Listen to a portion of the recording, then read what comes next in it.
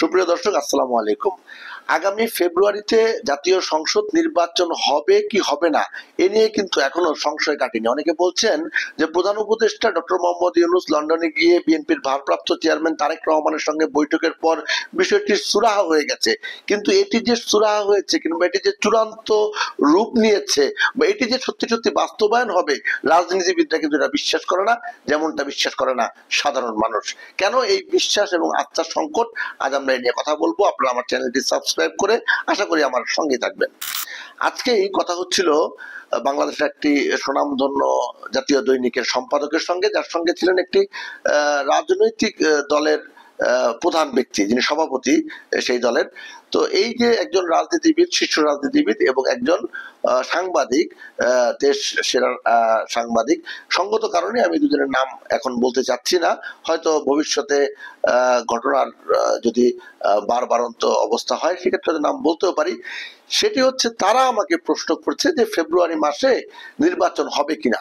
তো আমি কতক্ষণ হাসলাম এবং তাকে সম্মানের সঙ্গে বিনয়ের সঙ্গে বললাম যে আপনি আমাদের অগ্রদূত, আপনি আমাদের বয়োজ্যেষ্ঠ, আমাদের অনেক আপনার অভিজ্ঞতা, দেশি বিদেশি আন্তর্জাতিক বিভিন্ন গণমাধ্যমে আপনি কাজ করেছেন, বিভিন্ন পর্যায়ের লোকজনের সঙ্গে আপনার যোগাযোগ, যাতায়াত, এমনকি বর্তমান যে প্রধান উপদেষ্টা তার সঙ্গে আপনার খুব বেশি যোগাযোগ। আর রাজনীতিবিদকে বললাম যে আপনি সেই ছাত্র জীবন থেকে ছাত্র রাজনীতি করে আজকে জাতীয় নেতা হয়েছেন এবং বিভিন্ন বড় বড় দায়িত্ব পালন করছেন, এখনো বাংলাদেশ পুনর্নির্মাণে বিনির্মাণে আপনারা কাজ করছেন। সেখানে আমার মতো একজন ক্ষুদ্র মানুষকে এই প্রশ্ন কেন করছেন? তারা দুজন হাসলো। হাসার রহস্যটি আমি আসলে বুঝতে তখন পারিনি। কিছুক্ষণ পরে আমাকে জিজ্ঞেস করলো আবারও যে আসলে কি ফেব্রুয়ারিতে নির্বাচন হচ্ছে? তখন আমার মনের ভেতরে থাকা সেই প্রশ্নগুলো কিন্তু সামনে এসেছে, যে প্রশ্নগুলো আসলে আমার না, যে প্রশ্নগুলো সাধারণ মানুষের।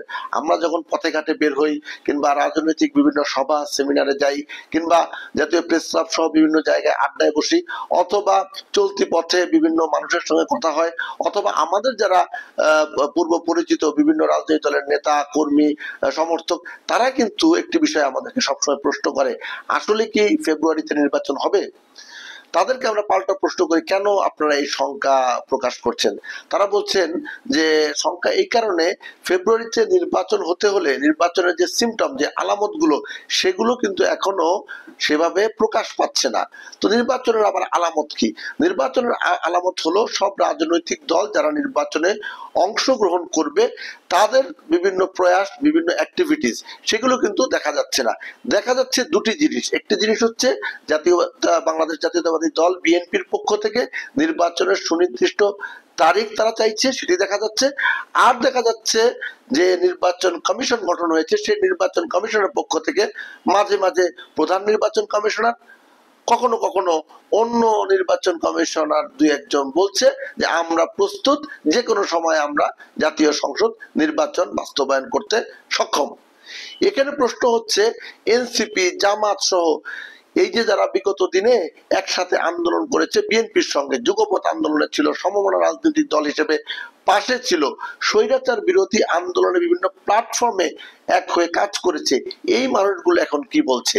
কেউ বলছে নির্বাচন যদি হতে হয় তবে সেই নির্বাচন হতে হবে সংখ্যানুপাতিক হারে, অর্থাৎ সারা বাংলাদেশে ভোট হবে, সেই ভোটের ফল এমন ভাবে নির্ধারণ হবে, অর্থাৎ যেই দল যেই কত পার্সেন্ট ভোট পাবে, ধরেন 100টা ভোটের মধ্যে যেই দল 40টা ভোট পাবে, সেই দল 40টা ভোট অনুযায়ী যে কটা আসন আছে সে কটা আসন পাবে।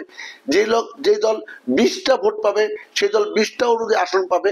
যেই দল 5টা ভোট পাবে সেই দল 5টা অনুযায়ী আসন পাবে। অর্থাৎ সংখ্যানুপাতিক হারে এই ভোটের ব্যবস্থাটার কথা বলছে কোন কোন দল। বিএনপি বলছে না, এতে জনগণের প্রকৃত যেই ম্যান্ডেট সেটি কিন্তু যাচাই হয় না। কেন সেটি যাচাই হয় না?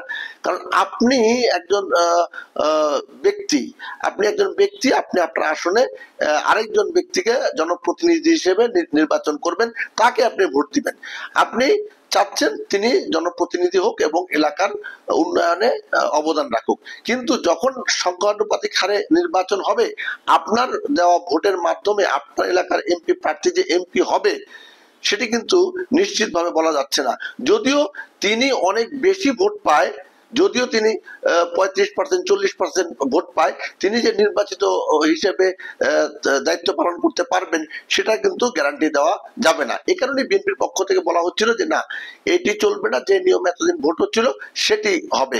বিএনপি 2-3টি জায়গায় একটু প্রথম দিকে একটু নানা কথা বললো, পরে তো তারা একমত হয়েছে যে 10 বছর দায়িত্ব পালন করতে পারবে প্রধানমন্ত্রী, 10 বছরের বেশি দায়িত্ব পালন করতে পারবে না, এবং অন্যান্য যে বিষয়টি উচ্চকক্ষ নিম্নকক্ষ, রাষ্ট্রপতি প্রধানমন্ত্রী ক্ষমতার ভারসাম্য সহ যেই বিষয়গুলো বড় বড় বিষয় সামনে এসেছে, এইসব বিষয়ে কিন্তু মোটা দাগে একমত হয়েছে।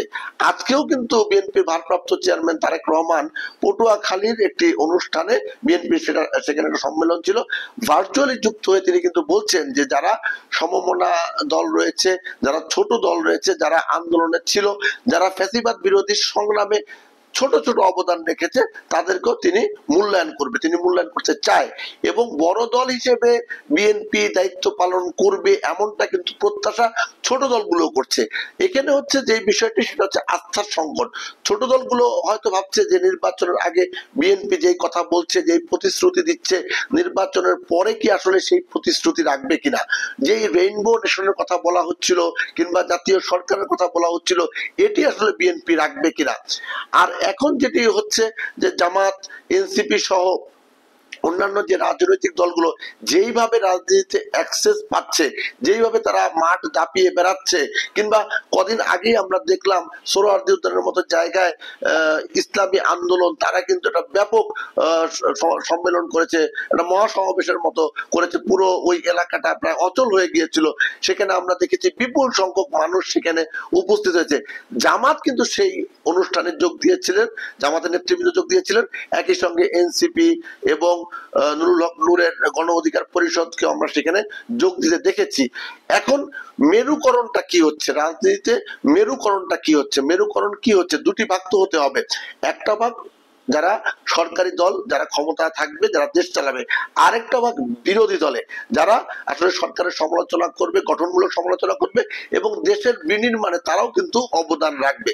বিগত দিনে আমরা কি দেখেছি, আওয়ামী লীগ যখন একতরফা নির্বাচন বাস্তবায়ন করেছে, তখনও কিন্তু তাদের বিরোধী দল লেগেছে, তখন তারা বিরোধী দলের আসনগুলো কিভাবে বন্টন করেছে, তখন তারা একসময় তাদের শরিক জাতীয় পার্টিকে গৃহপালিত বিরোধী দল হিসেবে তৈরি করেছে, এবং সেই গৃহপালিত বিরোধী দল জাতীয় পার্টি সহ আরো কিছু দল সেখানে বিরোধী দলের ভূমিকা পালন করেছে, এবং সরকারি দলও ছিল, এবং জাতীয় পার্টির সে সময়কার প্রধান সাবেক রাষ্ট্রপতি হুসাইন মোহাম্মদ এরশাদকে আমরা দেখেছি একটা বিশেষ দূতের পদমর্যাদা দেওয়া হয়েছিল, মন্ত্রী পদমর্যাদায়। এখন তাহলে কি হচ্ছে, বিগত দিনে যারা আন্দোলন করেছে, ফ্যাসিবাদ বিরোধী সংগ্রাম করেছে, তারা তো ঐক্যবদ্ধ ভাবে ছিল। সেক্ষেত্রে তো যদি রেইনবো নেশন হয়, সেক্ষেত্রে যদি জাতীয় সরকার হয়, সেক্ষেত্রে তো এরা সবাই সেই জাতীয় সরকারের অংশীদার। তাহলে বিরোধী দল কারা?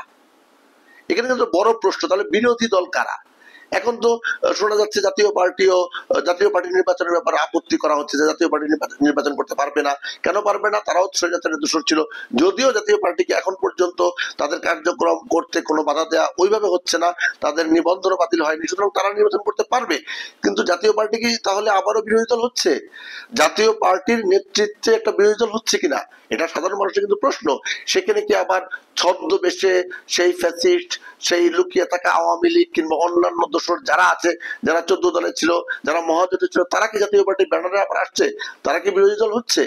নাকি বিএনপির সঙ্গে যারা ছিল তাদের এ টিম বি টিম হয় না, যে মনে করেন জাতীয় দলের খেলা, বাংলাদেশ জাতীয় ফুটবল দলের খেলা হবে হয়তো নেপালের সঙ্গে, ভুটানের সঙ্গে কিংবা ভারতের সঙ্গে, সেই খেলার আগে একটা প্র্যাকটিস ম্যাচ হয় না, সেই প্র্যাকটিস ম্যাচে দেখা যায় যে এই খেলোয়াড়দের দুই ভাগ করে, একটা ভাগ এ দল হয়, একটা ভাগ বি দল হয়, তো এই দল বি দলে খেলা হয় প্র্যাকটিস করার জন্য।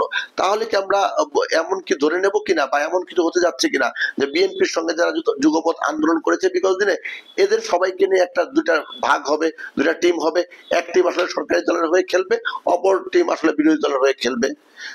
যদি বিষয়টি এমন হয়, সেক্ষেত্রে কিন্তু প্রশ্ন থেকে যাবে। প্রশ্নটা কি? বিগত দিনে যে একতরফা নির্বাচনের প্রশ্ন ছিল, বিগত দিনে যেমন আমি আর ডামি নির্বাচনের প্রশ্ন ছিল, বিগত দিনে যেমন ক্রেডিবল এবং অংশগ্রহণমূলক নির্বাচন এবং একতরফা নির্বাচনের বিষয়গুলো ছিল, এই বিষয়টি যদি বাস্তবায়ন হয় তাহলে সেই প্রশ্নগুলো কিন্তু আবারও আসবে। আমরা দেখার অপেক্ষা রইলাম যে আসলে ফেব্রুয়ারিতে নির্বাচন হয় কিনা। যে কথাটি দিয়ে শুরু করেছিলাম, নেতারা থেকে শুরু করে সাধারণ মানুষ, সাংবাদিকদের থেকে শুরু করে বিভিন্ন সরকারি সরকারি দলের লোক, এখন তো সরকারি দল নাই, আসলে যারা সরকার যেতে চায় সেই দলের লোকজন, বৃহত্তর দলের লোকজন, এমনকি যারা বর্তমান সরকারে রয়েছে তাদের অনেকেই কিন্তু এই নির্বাচন নিয়ে প্রশ্ন করছে, নির্বাচন সঠিক সময় হবে কিনা, কতটা হবে, কিভাবে হবে, রোড ম্যাপ আসলে দেওয়া হচ্ছে না কেন। এই প্রশ্নগুলি কিন্তু এখন বড় হয়ে সামনে আসবে যতদিন না পর্যন্ত নির্বাচন সঠিকভাবে বাস্তবায়ন না হয়। সবাই ভালো থাকবেন, সুস্থ থাকবেন। আল্লাহ হাফেজ।